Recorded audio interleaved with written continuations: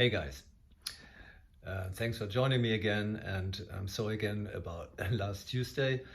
Um, Today I had my last session of radiotherapy, my last session out of 5, and I have to say the last 3 days went much better than the first 2 days. So I still had reactions, but it was by far not as heavy as it was at the beginning.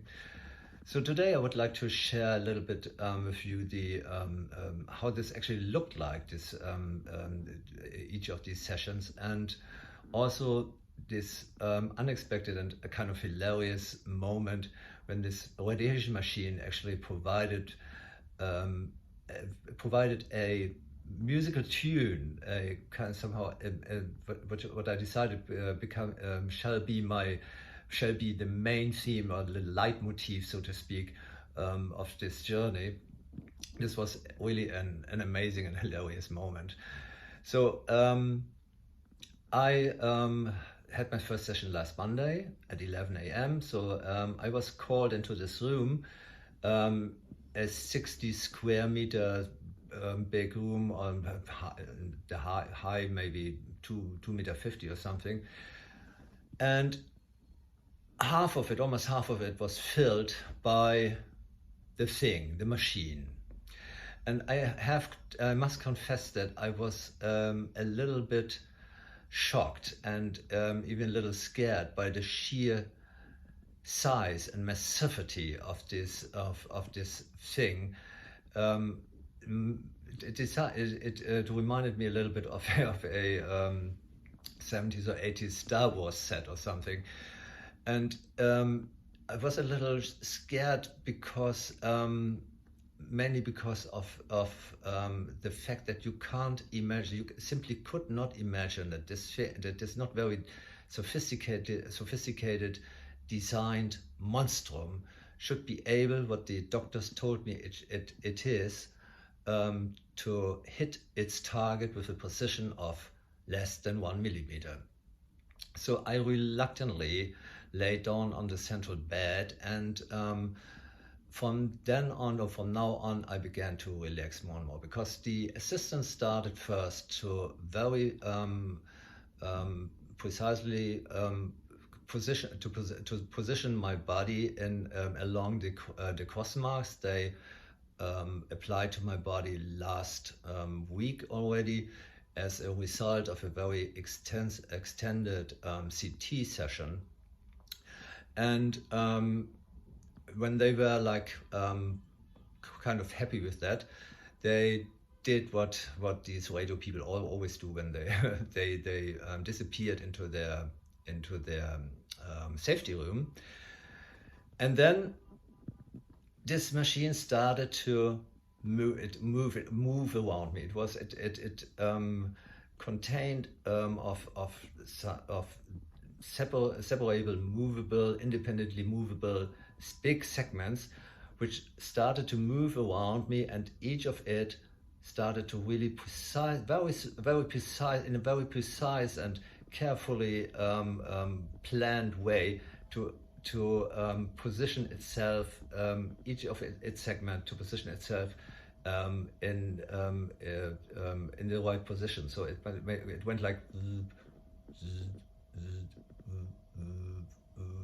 and then the bed went, the other, each segment really, they spent like 3 or 4 or 5 minutes alone for this process, and I was like, okay, maybe I was a little bit soon with my judgment, because and I started to trust this thing. So when they were happy, the whole the whole structure moved in its final position around me, in its first working position, so to speak. So the big eye, which apparently was the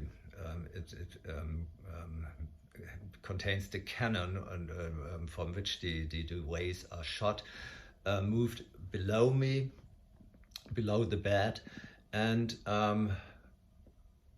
and when it has reached its position, it stopped, and then was absolute silence for 1 minute.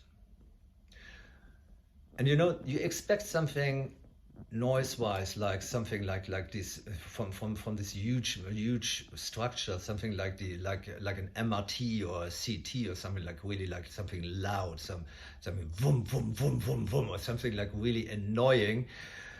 And the more surprising, and this was really an amazing moment, was what happened then, because each shot was acoustically represented by somehow an unearthly, kind of even far away sounding tune, which sounded a little bit like this.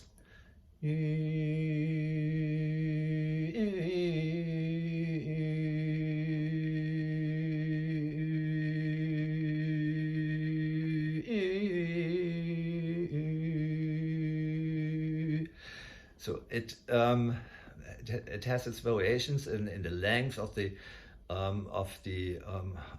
long notes, but was always the same, and it was like really set off immediately a chain of associations. Like it sounded to me like some shawm or some like ancient reed pipe played endlessly by a shepherd in remote Jordan, or like in the highlands of Nepal or Tibet even, or something, endlessly played by this shepherd to both kill the time and comfort his flock. It was an absolute amazing and hilarious moment, and I decided. So I really needed to control myself that I didn't start to laugh, because I was told that I can't move even a millimeter. So I was like, I decided on the spot that this is going to be the main theme, the leitmotif, the musical main theme for this journey from now on. So the whole process, so the whole machine moved itself in I think 7 or 8 different positions, and the whole process lasts about 10 minutes, and every time you hear this, so maybe 70-80 times, this tune.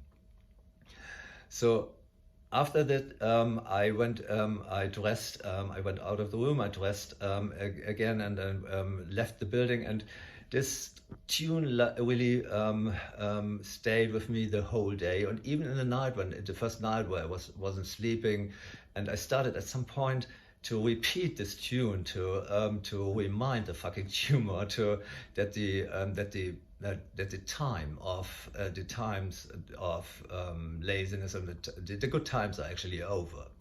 So I found this a very kind of comforting and positively a positive kind of gift, to be provided a musical theme, which I try to remember and to repeat in the right frequency, so I can even myself in the future, and I will do this. I'm still doing this, and from time to time, to just repeat it, and just to send the same kind of frequency into my body. So this was the initial radiation therapy for the original tumor, and as for the colon tumor, which is now the next step will be preparing for the chemotherapy, which is scheduled to start in about 4 weeks. So next week I will spend a little time to share with you the timeline and the actual process, how it went from the first symptoms to these 3 unforgettable days of diagnosis in hospital. Really life-changing experience, of course, yeah, then I will of course share with you my thoughts and my emotions about the chemotherapy closing in, and I have to say, the closer that comes, the more the more scared a little bit I get about it. So I will talk a little bit in the next weeks about this too. So I think that's it for me today. So I hope you will have all a terrific weekend. I am Oti Sneerom. Please check out, if you want to, also my Insta as usual, at Sneerom, and you can also reach me via email on under ot.sneerom@gmail.com. Yeah, I wish you again a terrific weekend and send out all my respect and my love to all of you.